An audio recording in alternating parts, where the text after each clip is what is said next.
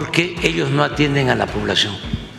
Yo les diría que al contrario, si los jueces no están, los ministros, magistrados, ministros, no están en activo, cuando menos no van a sacar a delincuentes de la cárcel. Y ahora analicemos brevemente este tema que ha estado siendo tendencia, sobre todo en los últimos días. Esto que tiene que ver con la gran reforma judicial. Sí, porque por si no lo sabían, esta propuesta surge de la mente de nuestro cabecita de algodón. Y era lógico, ¿no? Imaginar algo así. Sí, porque si vamos a tener un sistema de salud mejor que Dinamarca, ¿por qué no también tener un poder judicial de ensueño? Entonces, tenemos que nuestro cabecita de algodón así de repente decide que es buen momento para transformar el sistema judicial de México. Y uno de los puntos principales es elegir a las personas que integrarán el poder judicial por medio de voto popular. Aquí viene un tema muy interesante, ¿saben? Y es que ¿quién mejor para elegir a los jueces que el mismo pueblo? Y no tener que estar dependiendo de aburridos procesos de selección basado en competencias, sino por voto popular, porque está claro que el pueblo puede identificar claramente quiénes serían los más adecuados en cuanto al área de derecho, ¿verdad? También, por ejemplo, se propone eliminar ministros en la Suprema Corte. Otra cuestión más es eliminar la pensión vitalicia. Y también hay otra propuesta, ¿saben? Donde se buscaría crear nuevas instituciones, ya que el Consejo de la Judicatura Federal sería reemplazado por dos nuevas instituciones, que sería el Tribunal de Disciplina Judicial y el Órgano de Administración Judicial. Así que, por lo visto, nos podemos ir preparando para que con esta reforma judicial entremos a una era de justicia tan transparente y eficiente, así como en este momento que nuestra cabecita de algodón ya está por salir, tenemos ese sistema de salud tan bueno o hasta mejor que el de Dinamarca. Y si no, pues al menos tendremos algo interesante para analizarlo aquí al estilo de un Grandmaster. Así que quizás en los siguientes días analicemos más detalladamente estos datos. Por el momento solamente vamos a dejar por aquí algunos videos de lo que está pasando en este momento y a comentar brevemente los puntos más interesantes. Entre ellos, por ejemplo, elegir por voto popular. En teoría, con eso se buscaría democratizar el proceso para elegir a los jueces y magistrados, para que sean representativos y responsables ante la ciudadanía. Sin embargo, hay una cuestión muy interesante, ¿saben? Sí, a final de cuentas, se supone que se va a elegir y para ello van a estar ciertos candidatos, pero ¿quién te garantiza que esos candidatos que estén no sean precisamente los que cuentan con cierto apoyo político o como se conoce coloquialmente como padrinos? El otro punto interesante es eliminar la pensión vitalicia, y esto sería más enfocado, por ejemplo, a buscar reducir los gastos, al menos de manera oficial, porque ¿quién te garantiza que por eliminar la pensión vitalicia no se encarguen incluso durante sus años de estar en el poder judicial, de buscar tener un ahorro, aunque no sea legal, para ese momento de retirarse? También el tema interesante, ¿no? La creación de nuevas instituciones, pero la efectividad de estas nuevas instituciones dependerá de su independencia y de los mecanismos de control que se implementen. Así que surge la pregunta, sí, se van a elegir supuestamente a las personas, ¿verdad?, que van a conformar el poder judicial, pero ¿y cómo garantizarían que sea una transparencia real y no que las personas que sean, digamos, muy cercanas a nuestra cabecita de algodón o al partido que está gobernando en turno tengan ventaja sobre los que no? Porque sí, bien se va a elegir, ¿no? Pero ¿quién te garantiza que simplemente desde el proceso de candidatos realmente estén al parejo una persona común y corriente y una persona que sea muy cercana a nuestra cabecita de algodón o al partido que esté gobernando en ese momento? También el tema de la supervisión y la auditoría, ¿saben? Otro tema interesante, ya que de nada serviría tener dividido el poder si a final de cuentas toda la ventaja sería para quien esté gobernando en el momento, ya que él podría decidir a quién poner y a quién no poner. En fin, bueno, pues esto lo analizaremos más a detalle. Mientras tanto, vamos a dejar aquí algunos videos de lo que está pasando en este momento. Ya saben, dejen sus comentarios. No pasa nada, sí, con su movimiento. No importa cuánto tiempo vayan. No importa. Y la población. No importa, porque ellos no atienden a la población. Yo les diría que al contrario, si los jueces no están, los ministros, magistrados, ministros, no están en activo, cuando menos no van a sacar a delincuentes de la cárcel. Justo ellos no están en paro. El tribunal y la corte no se fueron a paro. Son las únicas instancias del Poder Judicial que no. Sí, pero de todas maneras, como los trabajadores son los que hacen las cosas, ahí vamos de gane. Cuando yo era dirigente de un partido opositor y estaba en su apogeo el neoliberalismo y todas las reformas o contrarreformas a la Constitución para perjudicar al pueblo, la verdad, yo ansiaba que se terminara el periodo ordinario. O sea, en la Cámara de Diputados, y que se fueran, descansaba cuando no estaban en sesiones. Bueno, primero no es un paro ilegal, es una suspensión de labores que está sustentada en los principios de Bangalore de la ONU y en muchos precedentes internacionales que fundamentan nuestro derecho como trabajadores al servicio del Estado, que no somos trabajadores de confianza, somos trabajadores de categoría especial, pero además esto de que liberamos delincuentes pues es una falacia. Primero, en este país tenemos principio de presunción de inocencia. En consecuencia, a cualquier persona que no tenga sentencia, si se le libera, no se libera un delincuente, se le libera a una persona que no es delincuente, que es inocente, porque la Fiscalía no lo ha aprobado y porque no hay una sentencia condenatoria firme que diga que es delincuente. Y si es una persona que ya está condenada y que concluye su tiempo de pena privativa de la libertad, pues tampoco es ya un delincuente, porque precisamente al no existir acá prisión permanente, es decir, cadena perpetua, pues se compurga la pena y hay que salir, y le corresponde a las personas juzgadoras dictar estas boletas de libertad. Y cuando hay algunos beneficios preliberacionales, también le corresponden a las personas juzgadoras revisarlos, porque eso dice la legislación, porque además fue una reforma constitucional en 2008 para llevar todo el tema de ejecución penal hacia la judicatura. Es decir, no es verdad esto. Además, el porcentaje de asuntos penales que ve el Poder Judicial de la Federación es mínimo. Realmente lo que vemos en la mayor parte de los casos es de otras materias. Materia civil tiene muchísimos asuntos según las estadísticas, y además hay asuntos de manera que son urgentes y de tramitación urgente que vamos a seguir atendiendo, entre otros asuntos penales. Es decir, seguiremos trabajando en los asuntos más urgentes, en los que tienen que ver con las violaciones graves a derechos humanos, como la libertad, la vida, la salud, y eso tendremos la atención permanente en toda la República de los asuntos para garantizar, por supuesto, el acceso a la justicia en esos casos que nunca hemos parado y que seguiremos sin detener ese acceso. AMLO minimiza el paro del Poder Judicial. Luego de que este lunes estallara el paro en las sedes del Poder Judicial de la Federación como protesta a la reforma judicial del presidente, donde propone que los ministros, magistrados y jueces sean elegidos por voto popular, fue en la mañanera de este martes que el presidente Andrés Manuel minimizó el hecho de que a partir de este miércoles 21 de agosto, el sistema de justicia estará paralizado por tiempo indefinido, afirmando que a la mayoría de los mexicanos no les importa y hasta va a ayudar para no dejar libre a delincuentes. Que han decidido irse los del Poder Judicial a una huelga. A la mayoría de los mexicanos no les va a importar.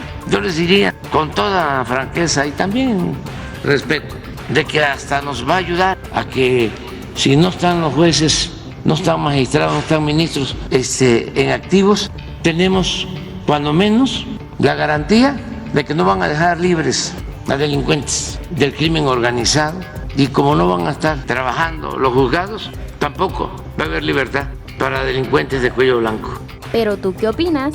Con su permiso, presidente, buenos días a todas, a todos. Bueno, el presidente ya hizo una introducción bastante clara de la importancia tanto de la reforma judicial como del falso debate que se ha venido dando alrededor de la supuesta sobrerepresentación. Pero es importante porque, como sabemos, esta reforma fue presentada por el presidente el 5 de febrero y se está discutiendo hoy en el Congreso. Entonces vamos a hacer un recuento de qué significa esta reforma. Entonces hay 4 elementos principales. El primero y quizá el más importante es el método democrático para elegir a ministros, magistrados y jueces. Que todos podamos votar por jueces, magistrados y ministros. Número 2, la creación de un órgano que vigile la actuación de los juzgadores. Número 3, que existe evaluación del desempeño de los juzgadores. Y número 4, y importantísimo, todo lo que tiene que ver con la austeridad y la transparencia, que sabemos es un faltante en el Poder Judicial. Adelante. Respecto al primer tema, la elección popular de ministros, magistrados y jueces. ¿Qué tenemos actualmente? Ponemos antes porque es antes de la reforma. En realidad es lo que sucede hoy en día. Hoy en día los ministros son propuestos por el presidente y son elegidos por o seleccionados por el Senado de la República. En el caso de los jueces y los magistrados, estos son seleccionados mediante un proceso cerrado de los que hacen carrera judicial, o sea, los que pertenecen al Poder Judicial, y dirigidos por el personal del Poder Judicial. Así se eligen actualmente a los jueces, magistrados y ministros. ¿Qué propone la reforma? Primer elemento, que todos los cargos se elijan por el voto personal libre, directo y secreto de toda la ciudadanía, de todas y todos nosotros. Que las convocatorias para poder participar y poder ser electo sean abiertas a toda la ciudadanía, todos aquellos que cumplan con los requisitos que establece la Constitución, que es tener licenciatura en Derecho con un promedio mínimo de 8 y 9 en la materia para el cual voy a aplicar, es decir, se va a aplicar para ser juez penal en las materias de penal, cartas de recomendación de la ciudadanía y ensayos que puedan respaldar esta candidatura, que puedan decirnos por qué quieren ser juzgadores en nuestro país. Comités de evaluación que seleccionan los perfiles con la mejor trayectoria y preparación y que destaquen en algo que es fundamental, que es su honestidad. Esto es lo que propone la reforma. Número 2, un órgano que vigile la actuación de los juzgadores. Hemos hablado mucho de la importancia que exista esto. ¿Por qué? ¿Qué sucede actualmente? Hoy existe el Consejo de la Judicatura Federal como un órgano administrativo y también de disciplina. Pero este consejo en realidad depende de la Suprema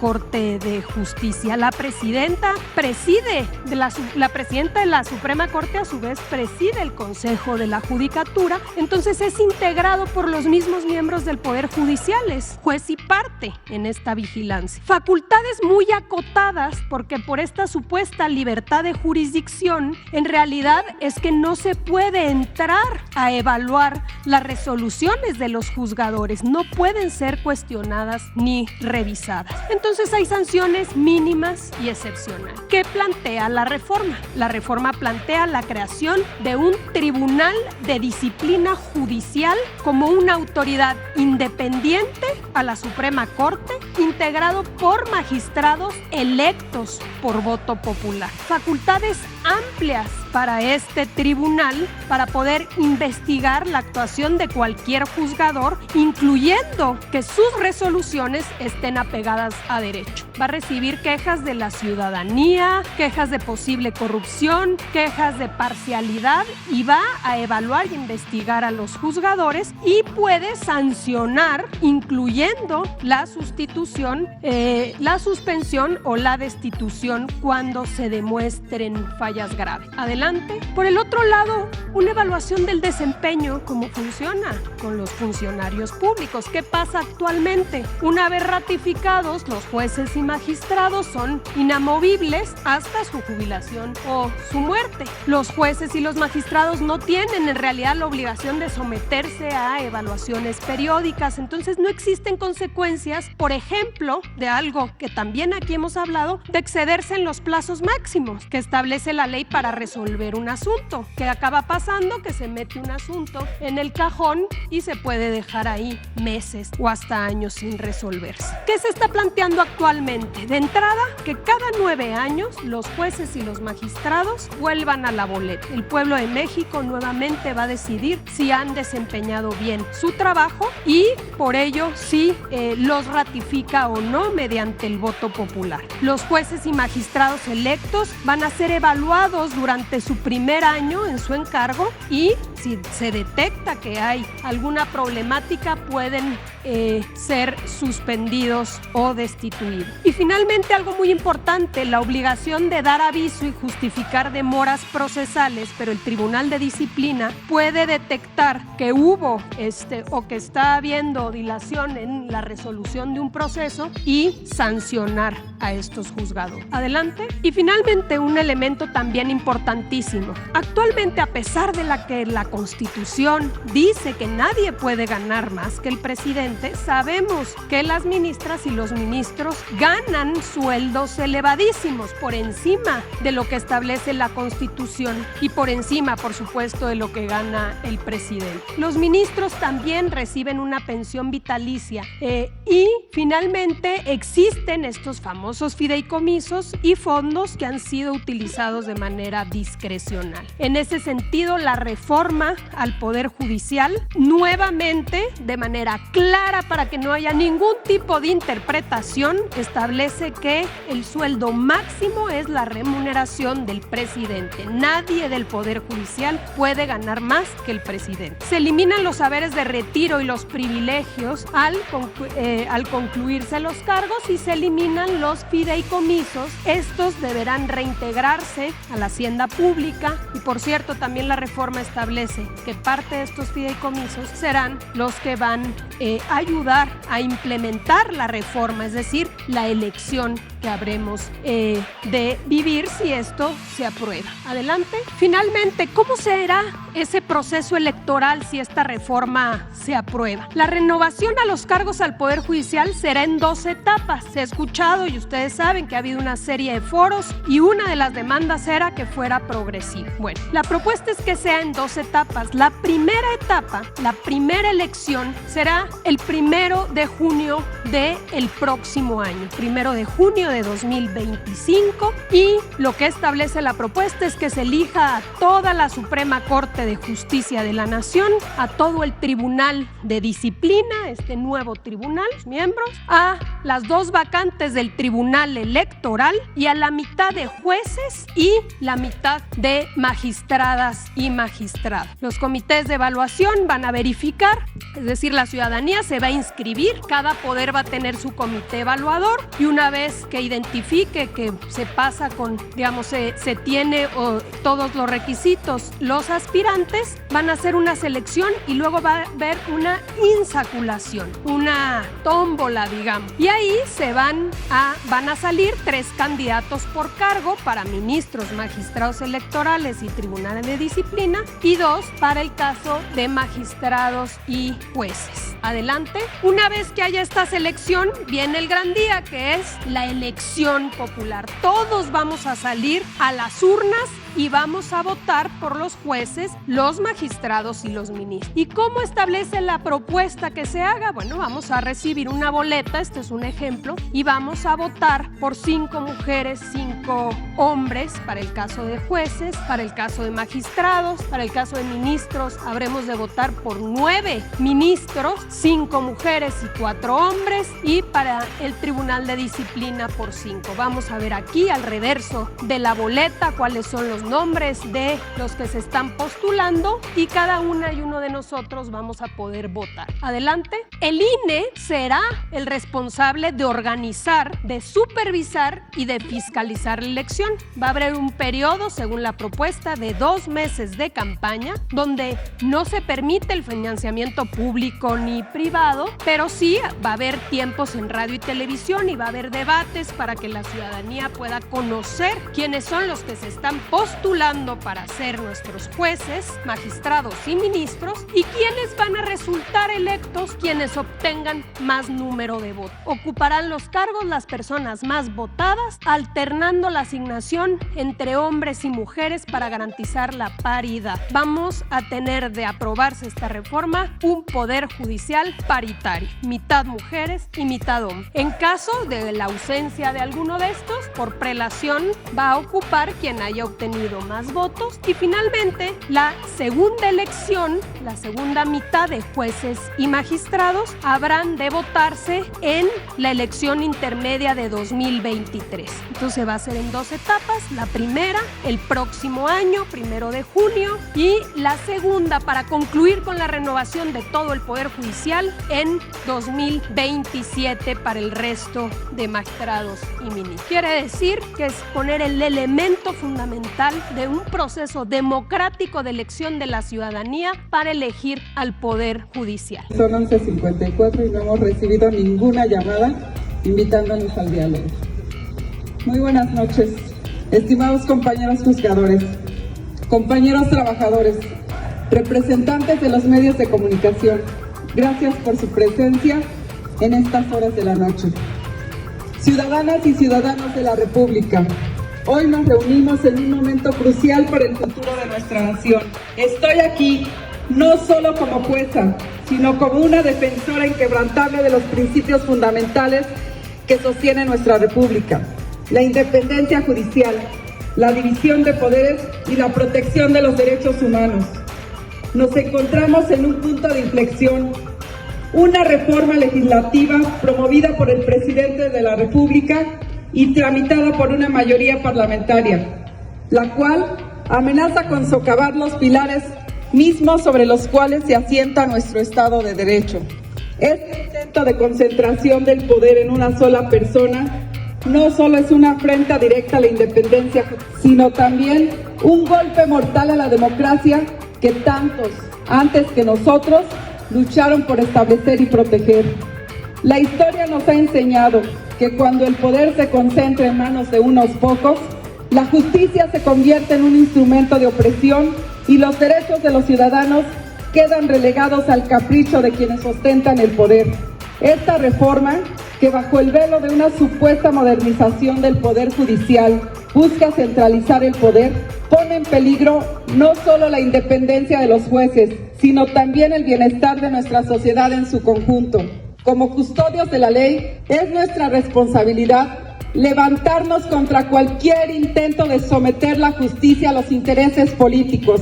La independencia judicial no es un privilegio de los jueces, es una garantía de todas las personas. Es el baluarte que asegura que los derechos de cada persona, sin importar su posición o riqueza, sean protegidos de manera justa e imparcial. Sin esta independencia, el Poder Judicial se convierte en un brazo del Poder Ejecutivo y la justicia en una farsa. Hoy venimos a recordarles a aquellos que usan el sarcasmo como recurso para minar la seriedad de los oscuros momentos que vive la patria, que la justicia debe ser aplicada con integridad y que el derecho no es simplemente un conjunto de normas que pueden ser manipuladas al antojo de quien ostenta el poder. El derecho, en su esencia más pura, es un compromiso con la moralidad, con la protección de los derechos fundamentales y con la preservación de la dignidad humana. La jurisprudencia internacional ha reiterado en múltiples ocasiones la importancia de un poder judicial independiente, esta como columna vertebral de un Estado democrático. La Corte Interamericana de Derechos Humanos afirmó que la justicia, para ser justicia, debe ser imparcial y libre de toda injerencia externa. Es nuestro deber asegurarnos de que nuestro país no se convierta en un escenario donde estas palabras pierdan su significado. Esta reforma no solo amenaza la justicia, amenaza la estabilidad misma de nuestra nación. Sin una justicia independiente, las inversiones se verán afectadas, la confianza en nuestras instituciones se destruirá y los derechos humanos quedarán a merced de una maquinaria estatal centralizada y autoritaria. Nos encaminamos hacia una crisis constitucional sin precedentes, una crisis que, de no ser detenida, dejará cicatrices profundas en nuestro tejido social. Por estas razones, hemos decidido, junto a cientos de personas juzgadoras comprometidas con la justicia, la suspensión de labores jurisdiccionales de manera indefinida en todo el país a partir de este 21 de agosto, como un acto legítimo de resistencia contra esta reforma y hasta que ésta sea desechada, para dar paso a la construcción de una reforma integral del sistema de justicia a la que sin duda alguna nos sumaríamos. Esta acción no es tomada a la ligera, es una medida extrema en respuesta a una amenaza extrema. No podemos quedarnos de brazos cruzados mientras se desmantelan los principios que juramos proteger. Hago un llamado a todos mis colegas jueces y magistrados, a todos los operadores de justicia, a la sociedad civil y a cada ciudadano consciente de lo que está en juego. Unámonos en defensa de nuestra democracia. Hoy más que nunca es imperativo que defendamos la división de poderes, así como la independencia judicial, no solo por nosotros, sino por nuestras futuras generaciones. El futuro de nuestro país está en riesgo y no permitiremos que la justicia sea sacrificada en el altar del poder.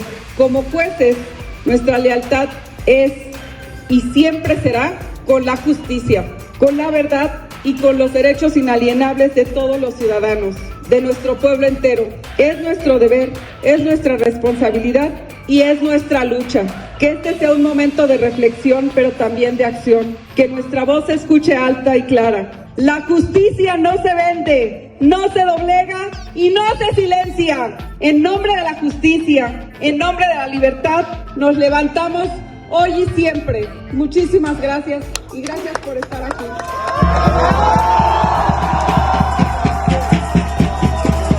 Y aquí le lanzamos el reto al presidente López Obrador. Nosotros proponemos que la Comisión de Derechos Humanos, su titular, sea electa por voto popular.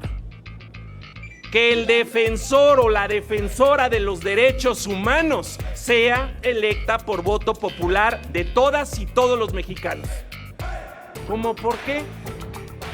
A propuesta del presidente. Que la defensora de los derechos humanos la elijamos el pueblo con nuestro voto. Claro, con características, con requisitos, les aseguro mejores de los que actualmente tenemos ahí al frente. Pero que sea la gente la que decida quién va a ser el titular de defender, de velar por el derecho humano de todas y de todos los mexicanos.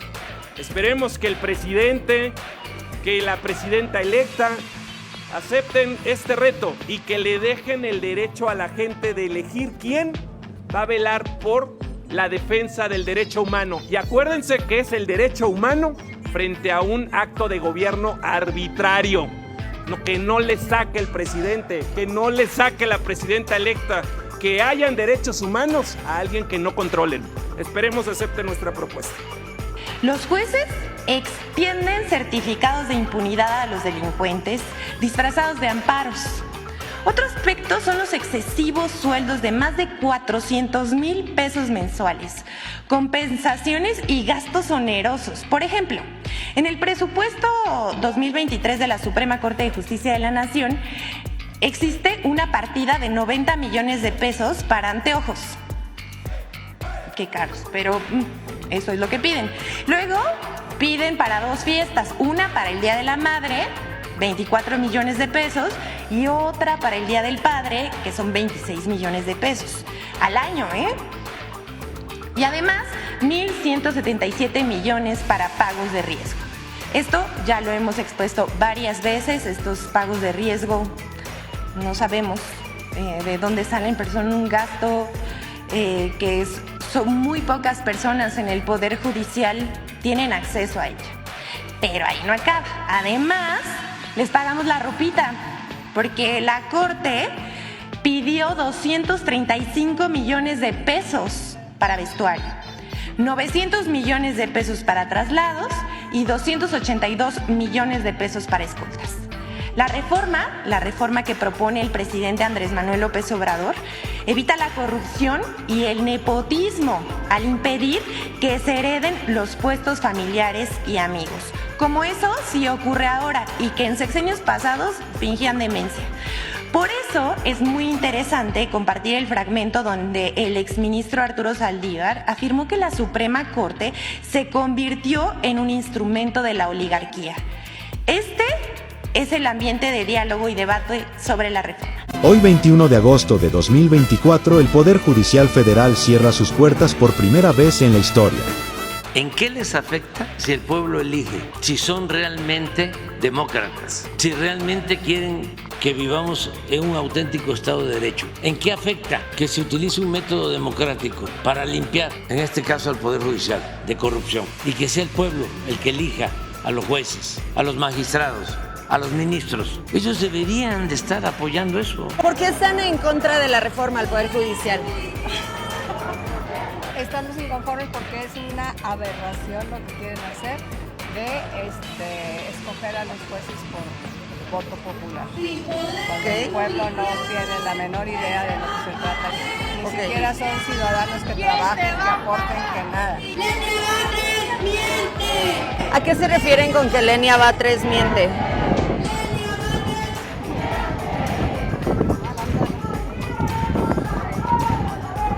Mira, si quieres ahorita le puedes preguntar a los que están, entonces, ¿cómo decir? Vamos a designar jueces y magistrados por voto para que no se presten a intereses particulares, etcétera, cuando a ella la está designando. Sí, pero también a los otros ministros, a Alcántara, Carranca, a todos los propuso López Obrador. Así lo prevé la Constitución. Ajá, ok, perfecto. Bueno, muchas gracias. No queremos una ministra burra. Entonces yo creo que la gente del pueblo no está informada. Que si el Poder Ejecutivo, que comanda las Fuerzas Armadas, que comanda la Guardia Nacional, en algún momento controla a los jueces, ahora cualquier Guardia Nacional va a poder aprender a ti, sin ningún procedimiento, y los amparos ya no van a servir. ¿Por qué? Porque no van a amparar en contra del Ejecutivo. Oye, eso es lo preocupante, la garantía constitucional, perdón. ¿Esa información de dónde la sacas? Que la Guardia Nacional va a tener la capacidad y la injerencia para poder aprender. La saco de forma análoga con lo que está sucediendo en Venezuela. Ah, o sea, es una teoría, no está comprobado, no es un argumento. No, está comprobado en Venezuela. ¿Estás de acuerdo con el salario que perciben los jueces y magistrados? Es de mal gusto responder con otra pregunta, pero lo voy a hacer así. A ver. ¿Estás de acuerdo que el Poder Ejecutivo disponga de un Palacio Nacional tan costoso, tan ostentoso, tan caro para los mexicanos? Pero no me respondieron si están de acuerdo con que ganen 700,000 pesos al mes. No ganan eso. ¿Cuánto ganan? No ganan eso. ¿Cuánto gana una ministra? Un segundo. ¿Cuánto gana Si un usted ministro? como ciudadana mexicana, al amparo del 8º constitucional, tiene esa necesidad de saber cuánto gana un ministro, yo quiero asumir que en cualquier oficialidad de parte de cualquier juzgado le van a recibir su petitorio y le van a contestar. Pero tú no lo sabes, porque entonces. ellos son... Vamos a voltear la pregunta. Vamos a voltear la pregunta. No, pero primero... ¿Cuánto? Sí, está bien. Porque, no, venga para acá. Y toda la familia, ¿cuánto gana Martín Batres? De la familia Batres. ¿Cuánto ganan ellos también? Pues usted es periodista, lo debe de saber. Medio. Esta señora que está aquí quiere tomar protagonismo. No, por ahí no. Hay que ser respetado. No, por ahí no. Hay que responder, porque se respeta la dignidad. Hay que respetar la dignidad siempre. Que sea. Ella tiene sus derechos políticos consagrados en la Constitución. El salario que ganan los magistrados y los jueces es elevado, sí, pero se justifica, es acorde con la labor que desarrollan. Sí se justifica. Ellos pagan todo. ¿Qué fue? ¿Por qué la callan? Estamos en contra de esta reforma y buscamos el equilibrio, autonomía, independencia judicial. ¿Realmente te parece autónomo que el dirigente nacional del PRI se haya ido a cenar con la ministra Norma Piña? ¿A ti te parece autonomía que Monreal, que inició en el PRI, ahorita se ponga la camiseta de Morena como si hubiera nacido ahí? Pero eso qué tiene que ver con la autonomía. Tiene Yo que te ver pregunto conmigo. si el Poder Judicial realmente es independiente. Ya, por favor. Esta gente está Pero déjenla que se exprese. La reforma está mal en todo, de todo a todo. Le viene a dar al traste a la justicia en México. ¿Tú crees que hay justicia en México? Por supuesto que la hay. Sí, como trabajamos ahí, lo sabemos, porque a eso nos dedicamos. Bueno, la elección de jueces y de ministros por voto popular es una aberración. ¿Tú crees que el pueblo no está informado para evaluar perfiles y decidir en las urnas? Por supuesto que no, porque las personas con las que incluso he platicado no saben ni siquiera lo que se hace en el Poder Judicial de la Federación. No saben distinguir entre lo que es procuración de justicia e impartición de justicia. Oye, ¿qué opinas de que se haya reunido a cenar la ministra Norma Piña con el dirigente nacional del PRI? No estoy informada. Se reunieron a cenar días antes de las elecciones. No puedo opinar. Eso le algo resta, que no sé. Bueno, ya te lo estoy platicando, eso le resta autonomía. No puedo opinar algo que no sé. ¿Qué opina de que Norma Piña se haya reunido con Alejandro Moreno Cárdenas días antes de las elecciones? Me abstengo de hacer comentario. A esa señora que es morenista.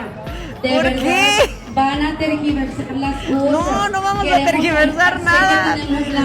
Ya les dijeron que no son entrevistas, pero bueno, allá adentro se están llevando a cabo los foros de discusión rumbo a esa reforma al Poder Judicial, ahí como que se empieza ya a transmitir el audio, así que vamos a escuchar y vamos a ver si alguien más quiere opinar, porque ya les dieron la indicación de que nadie me hable. Entonces,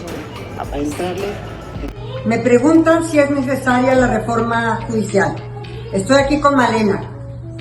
Están a punto de excarcelar a quien ordenó que quemaran. Le pregunto al señor juez, ¿qué más elementos quiere que esta situación de Malena con su agresor? El día de hoy quiero denunciar al Tribunal Superior de Justicia del Estado de Oaxaca, quien lo preside la magistrada presidenta Berenice Ramírez Jiménez, quien a través de su juez, en este momento, su juez de nombre José Gabriel Ramírez Montaño, ha pactado la salida de Juan Antonio Vera Carrizal. Yo llevo casi 5 años buscando justicia y no es justo que el Poder Judicial de Oaxaca nuevamente se corrompa para liberar a los criminales. La carga de la prueba está en mi cuerpo. Y buscar justicia en México ha sido muy difícil. Pido votos para que este mensaje llegue a oídos adecuados y no me quede sin justicia. Seguimos aquí en las instalaciones de Ciudad Judicial, enfrente del edificio del Poder Judicial de la Federación, donde están comenzando a llegar los trabajadores. Nos dicen que son cerca de 2.500 los trabajadores en estos edificios quienes están el día de hoy en paro.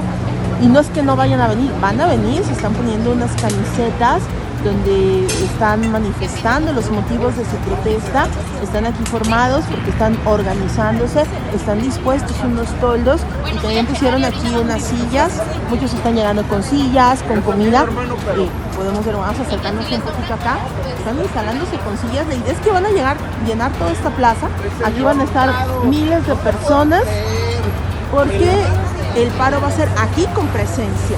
Es lo que nos están explicando, van a estar aquí hasta cerca de las 6 de la tarde y también nos están mencionando que cerca de las 9 de la mañana van a cerrar estos laterales del periférico, el periférico normal, allá donde está el macro, sin problemas, pero estos laterales sí van a cerrar por momentos cerca de las 9 de la mañana para que lo tome en cuenta.